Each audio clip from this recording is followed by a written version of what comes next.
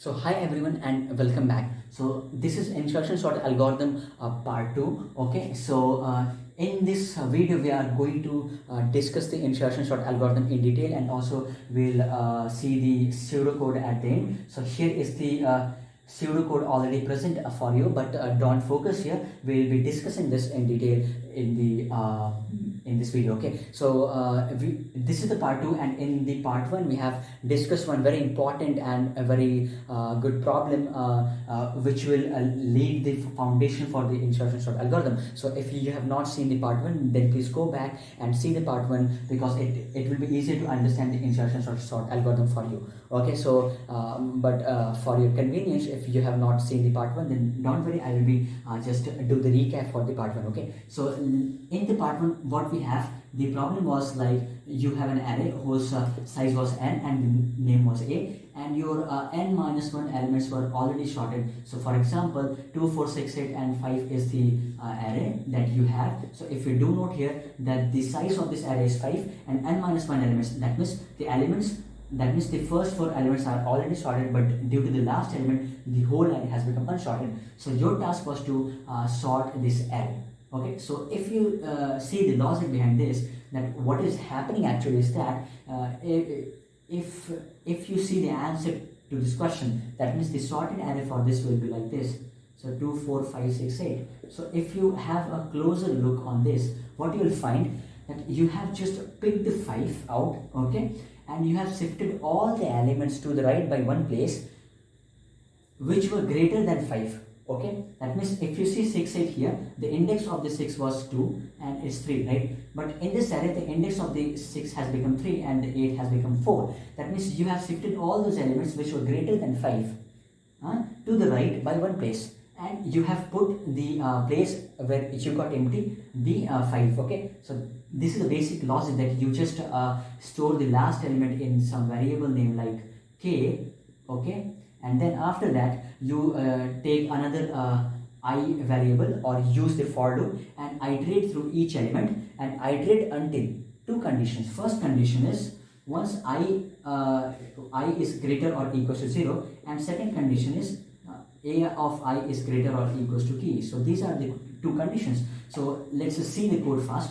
Okay, so what I have told that we'll be having the for loop like this, int I equals to n minus 1, because we are starting from the second last index. Okay, so that means it should be n minus 2 and I should be greater or equals to 0, and I should be decremented by this. Okay, now inside this I will be using if.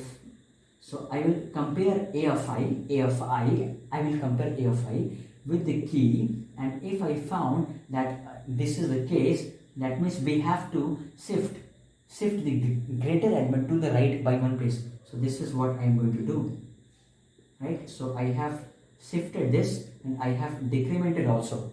Okay, and else if this condition is not satisfied, then essentially you have found an element which is less than the key value. Okay, so in that case you just break from the loop. Okay, or in that case you just do a of I plus 1 equals to key. Okay, and you just break from here. Okay, and then at the last you return, right? So this is the code. Let's see it functioning. Okay, so say this is the particular example for us. So 5 will be stored in the key. Let's say we have key here somewhere. Okay, let's erase this. Yeah, so this is I, this is key. So initially I is equals to n minus 2. That means it's here, it will enter, it will check this condition. So 8 is greater or equals to 5, it's satisfied, so hence it will come inside the if block, and what it will do, it will assign the value of n minus 2. That means a of 4 equals to a of 3. That means the array after first iteration will become 2, 4, 6, 8, 8. Okay, after first iteration it will become like this, and I value will come here after decrementing. Okay, and again it will go up, it will check the condition, it's still correct, again it will check this condition, then 6 is greater or equals to 5, it's again correct, it will again do the same stuff, and after the third iteration you're going to get after the second iteration you're going to get like this, 8 and 5 8 yeah, so 2 4 4 6 and 8. Okay, so you're going to get this, right? Okay, now I will come here. Okay, so once I will come here, again it will check this condition, then 4 is greater or equals to 5. This is incorrect. That means it will come to the else part and it will do a of I plus 1. So once you come into the else part, then it is guaranteed that you have find the appropriate place for the key. That means where it should be put so that the array has become unsorted. So that place will be always I plus 1. Okay, so I plus 1 is the exact position. So we have to insert the key value at the I plus 1 position. That's what we are doing here. So after you will do, so I was here, I plus 1 is this, then it will be this. If you see, the array has become sorted now. Okay, so this is the basic idea of the problem that we have discussed in the part 1. Now let's with the same intuition and same logic, we are going to understand the insertion sort algorithm. Okay, now let's take the example of unsorted array, random unsorted array. So let's say 10 8 9 2 and 1. Okay, so this is my array. Okay, now I want to sort this array. So do note here, first point that you need to remember is that the array of size 1 is already sorted. Okay, and the insertion sort algorithm, what we are going to do is that we are going to sort the array in step wise, right? So first we will sort the array of size 1. So array of size 1 from here will be this 10 only. Then we'll sort the array of size 2. That means we'll sort this array. Then we'll sort the array with size 3. That means 10 8 10 9. Then we'll sort the array with size 4. That means 10 8 9 2. And then finally we'll sort the array of size 5, which is 10 8 9 2 and 1. Okay, so we are going to follow this scenario. Okay, so if you note here, if you do note here that at each stage, okay, at each stage, either the array is of size 2 3 4 or 5, what you're going to see that n-1 elements will be sorted, but due to the last element the whole array will be unsorted, and your task is to sort that array. Okay, so let's see. So suppose I first start sorting with the array of size 1. Okay, so I have told you already that the array of size 1 is already sorted. That means my task is done. Now I will pick up the array of size 2. So what's the array of size 2 here? Do note here the array of size 2 is 10 and 8. So if you do note here that n-1 elements is already sorted, that means n-1 elements. So 10 is already sorted. Okay, this part is already sorted, but you have to but due to the last element, this whole array has become unsorted. Remember the problem that we have discussed earlier, okay, and also in the part 1. Okay, so in that problem we were having the situation that 2 4 6 8 we were having this situation like 2 4 6 8 and 1, where n-1 elements were sorted, but due to the last element the whole array has become unsorted, and our task was to sort that array. Okay, so here same condition arises. If you see the n-1 elements, it's a size of 1, so that means it's already sorted. Okay, but due to the last element it has become unsorted. Our task is to sort this array. Okay, so how you're going to sort this array? So the logic that we have discussed in the previous lecture or earlier in this video, so that we have to do this stuff.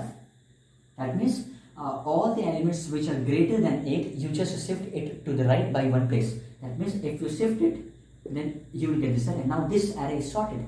So your updated array will become how much? 8 and 10, right? Now you have sorted the array of size 1, you have sorted the array of size 2. Now your task is to sort the array of size 3, right? So again, if you see the n-1 elements, that means the first 2 elements are already sorted, but due to the last element, the whole array has become unsorted. Again, we'll solve the same problem that we have solved earlier in the part 1 and also in the earlier part of this video. That means the logic is that we are going to shift again all those elements which are greater than the last element to the right by 1. by one place. Okay, so if you do this, then you will see that 10 is the only element which is greater than 9, and hence I will shift the 10 to the right. So this array has become sorted. So you have sorted the array of size 1, array of size 2, array of size 3 also. Okay, so once you sort the array of size 3, then your updated array will become 8, 9, 10 and 2, 1, I guess, right? Yeah. Okay, you got this array. Now your task is to sort the array of size 4. So what is the size 4 array? Here, this is the size 4 array. Okay.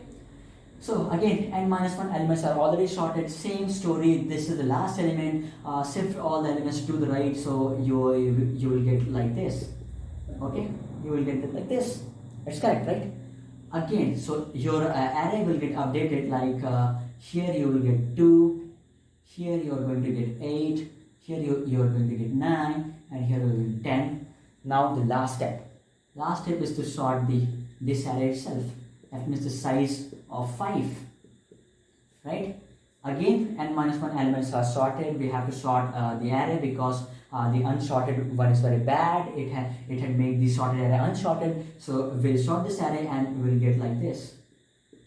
So finally, if you see, we got the sorted array. Finally, it was a tough task, right? Okay, so don't worry. We are going to see the pseudocode. Your question may be that how we are going to decide the size of the array. That at the first time we will be only taking the size of 1, and then at the next time we will be taking the size of array 2. So how we are going to ensure that? So we are going to ensure that with the help of I, first variable, and j is the second variable which is inside the for loop. Now we'll come on to the pseudocode and understand this example. So do note here that my unsorted array was like what was the unsorted array? Let me remember that. Okay, so the unsorted array was like 10, 8, 9, okay, and 2, 1. I guess this one. Yeah, fine. Okay, so or otherwise let's take some random examples. Okay, so let's say 10, 6, 4, 2, and 8.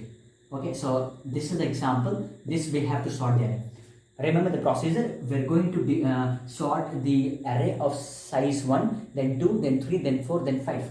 Okay, so how we are going to decide the array size? So first, do note here that we need key variable because for each sorting step we have to store the last element in the key. Okay, and next is I, which will iterate through each element, and this is the j. Okay. So I and j. So at first the I value is 0 and j value is 1. So I value is 0, j value is 1, right? Okay. And you come here. That means we have discussed that the array of size 1 is already sorted. So we are basically starting from with the array of size 2. So here this I and j values has decided where. So let's see. So I is 0, j is 1 initially. Now key, you will store the key here. Okay, so key has become 6 here, right?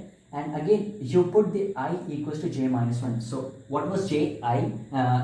J was 1, so I will be 0. That means it is at correct position. Okay, so that's how after this step, whatever the values of I and j will be, it will decide the size of that array. That means after this step, for the first iteration, the value of I is 0 and the value of j is 1. That means your size is 2 and the elements are 10 and 6. Now your task is to sort this array of size 2.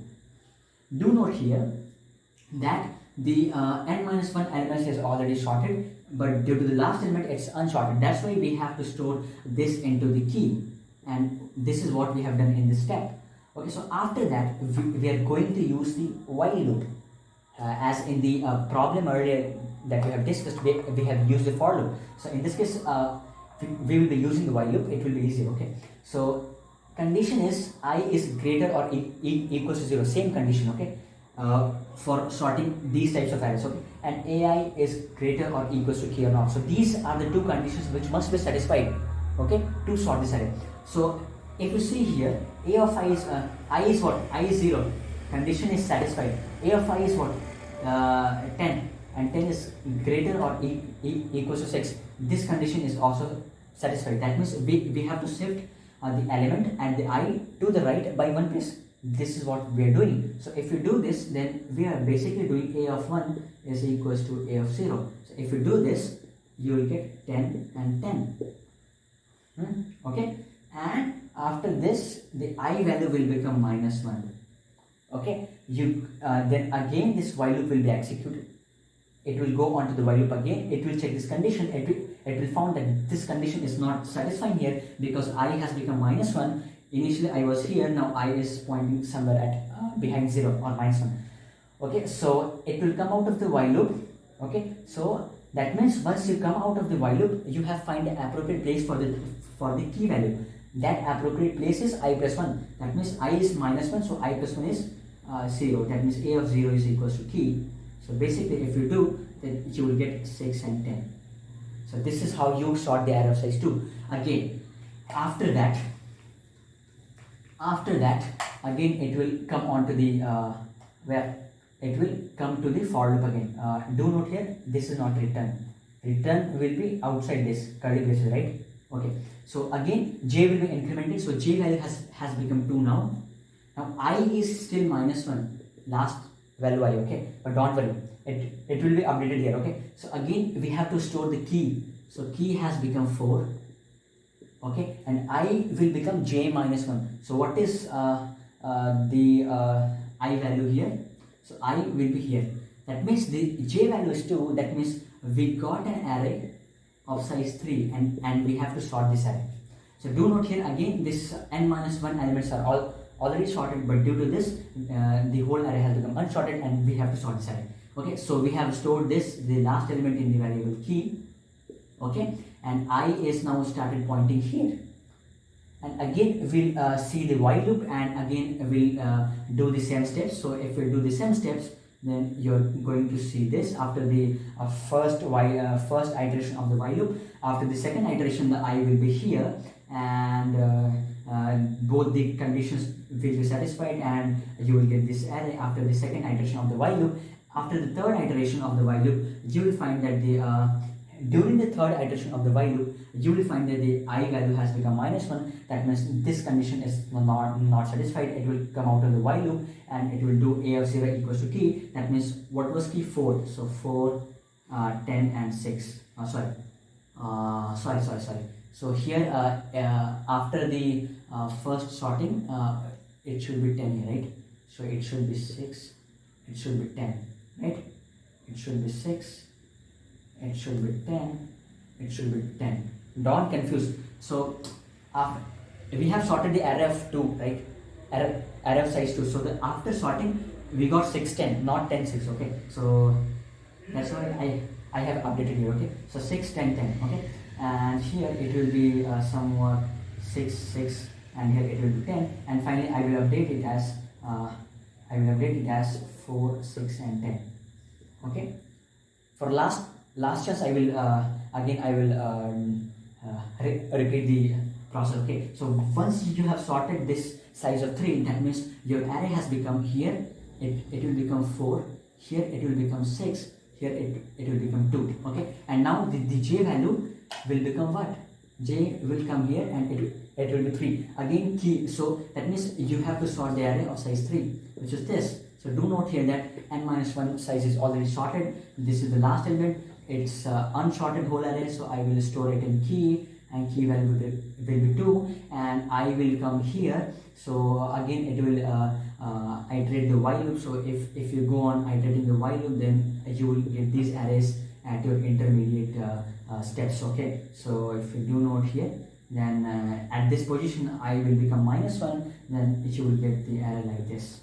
Okay, so this you have sorted the array of size 4 using this pseudo code. Okay, so similarly you can try yourself that once you got this array, now you just have to sort this array. Okay, do note here again n minus 1 elements are already sorted, and this last element is very bad one, which makes the whole array unsorted. Okay, so this is how you sort this array. Okay, so I hope you have understood this insertion sort algorithm and the pseudo code. If not, then you can go through this video once again, and you have the pseudo code. You can try tracing the code and understand by yourself. Okay, at the first chance it is very difficult, or at the first time if you're seeing this insertion sort algorithm, then it's very difficult to understand this, but I hope that I have tried my best to understand to make you understand. Okay, so that's it for this video. Thank you and Jai Hind.